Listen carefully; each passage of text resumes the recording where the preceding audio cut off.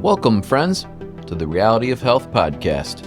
Normally, when you get sick, you think, oh, I need an antibiotic, or even an antiviral. Are you positive about that? Do you know what they are? Do they even work? Well, we're going to talk about it today. I spoke about the terrain theory recently. Basically just states that your body knows how to create bacteria and mold and yeast in order to clean up a sickened situation. It's very simple, and it's provable. What's not provable is viruses and bacteria are out to get you. Especially, viruses don't exist. Just did a recent episode on that topic if you care to listen. So let's just get into this right now. Antivirals and antibiotics have side effects. You may have heard of ivermectin. Has like 30 side effects. I know because I counted them. And that's just one antiviral. And it was given a Nobel Prize. Antibiotics have so many side effects. And you know what? They're all the type that indicate the body is trying to clean itself from the antibiotic. We'll get into it. So if viruses have never been proven, then why do you need an antiviral? Why would the medical establishment give you such a thing? And since they've never proven that bacteria cause illness, then why would you take an antibiotic? If you're new to this subject, you should look into the terrain theory. It'll explain what I just meant. You know, everybody worries about additives in their food or supplements or water, but they never ask what kind of additives are in their pharmaceutical drugs they take.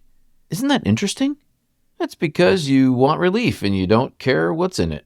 I know that feeling, been there myself. So when you take things like antibiotics and antivirals, you now miss the reason that you're actually sick. The word antibiotic breaks down into two words, as we all know, anti and biotic, which means against life. Isn't it funny how pharmaceutical companies name their stuff in such a way that is antithetical to their own mission? The word pharmaceutical comes from the Greek word pharmakia, which means witchcraft, sorcery, and poisoning. Yay! And for another nail in the theory, antibiotics actually can act as anti-inflammatories. But wouldn't that be a good thing, Eric? Yeah, they'll make you feel better.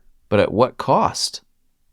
Main three reasons you get sick is poisoning, malnutrition, and EMF, or electrical poisoning, whatever you want to call it. You've cleaned up the cleanup crew rather than letting the cleanup crew clean up the problem. And again, like last Monday, I just used cleanup 4 times. But I will say, if you have a very, very major cleanup issue, then maybe an antibiotic or antiviral is good in a short term. You just need to know you stopped the healing response. Now you can at least get your life back together and start detoxing or looking for the reason of why you got sick in the first place. You were not invaded by an unproven, unseen invader. You were either poisoned, malnourished, or had some kind of toxic EMF that disrupts all the electrical flow in your body. Don't believe me? That you can disrupt electrical flow? Then go stand next to a high voltage electrical panel. I absolutely guarantee you will get sick. That's why there are warning stickers on those boxes that say do not stand closer than 3 feet for any length of time. Why would OSHA say that? Because people have gotten cancers and all kinds of other health issues by being too close for too long. And then if you're malnourished, tissues break down, and then the cleanup crew has to come show up to clean up the mess. If you're poisoned from anything in your food, your water, something you touched, something you breathed in, whatever, your body has to clean that up, just like an oil spill in the ocean. The cleanup crew is the bacteria. It's the yeast. It's the mold. created in your body from your somatids. I have an episode on that to repair you and heal you and bring you back to health. If you're going to kill those bacteria, then you're going to need to find your root cause and fix it. Is that possible? Let's put this into perspective. Real scientists do real science. They start fresh with only a basic understanding of base knowledge. They're not tainted with someone else's theories or ideas or propaganda. They start with very, very basic science that has actually been proven, not just theoretical stuff. Then they do very, very basic science themselves. They see the situation, then they observe the situation, then they draw conclusions from what they see, then they decide to test those conclusions, to try and prove the conclusion wrong. You don't try and prove your position, you try to disprove your theory or position. Once you have disproven everything you can, then what is left is the truth. You could even say that's Occam's razor. This is the basis of science. Anything other than that is wrong. Unfortunately, this is not how science is done any longer. They come up with a theory, test it, and when it doesn't show what they want, then they just come up with another offshoot of their theory. Kind of like adding an ingredient to a recipe to make it better. Eventually, you don't have the original recipe any longer and your cake tastes like mac and cheese. Not so sure if that's not a bad thing. What about fevers when we are sick? Certainly that proves we have caught something. You might hear a little sarcasm in my voice because, yeah, I believe this most of my life. And I realize I was wrong. Now I'm going to say right here and now, whatever you want to believe about fevers, I will say they're terrible. They do not feel good whatsoever. If your fever is so bad that you were approaching the, 105 to 106 area, then I say do something about that. It's called hyperpyrexia. It's rare. That is emergency medicine at its finest, and I am all for emergency medicine. So what is a fever? Modern medicine says your body temp is over 100 degrees. And a quick side note, your body does fluctuate its temperature all day, just so you know. It's normal to have a fever when you need it.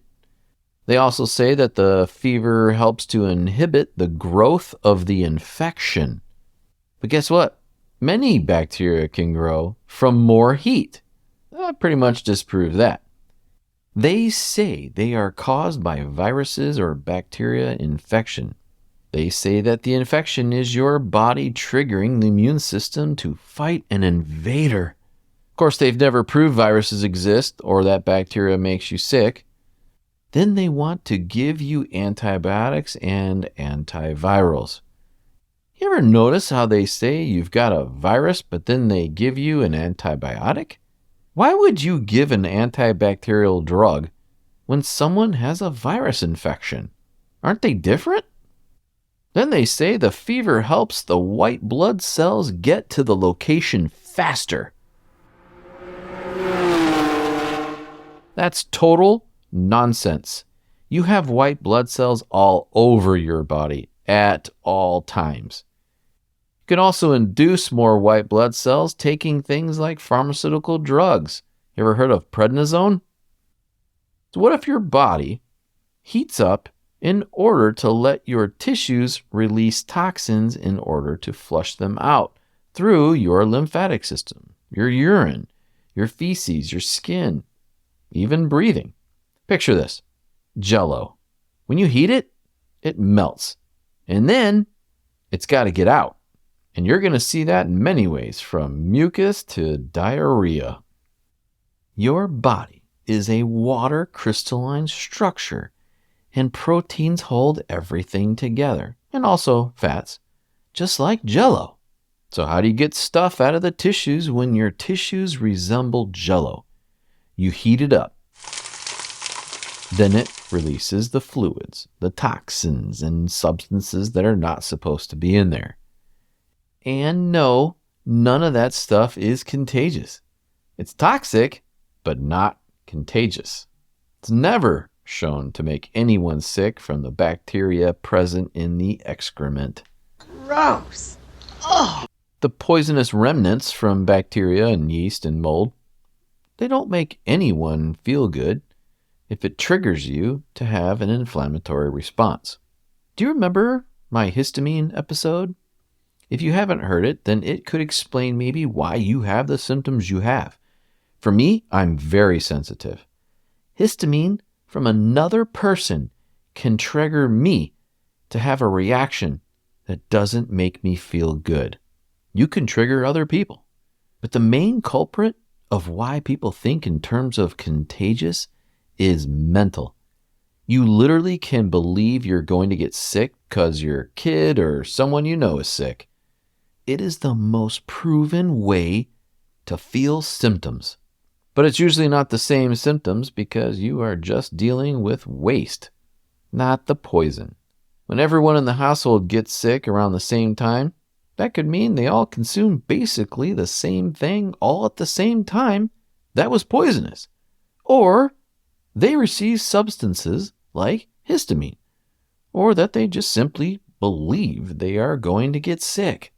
Couldn't have been that fast food or whatever everyone ate, or the lake they swam in, or anything that they all come in contact with that wasn't healthy. Of course not. It's never those things. Okay, so how do you handle a fever? First thing you do is fast. It's only a short-term fast, 1-2 days, just enough to let the fever break.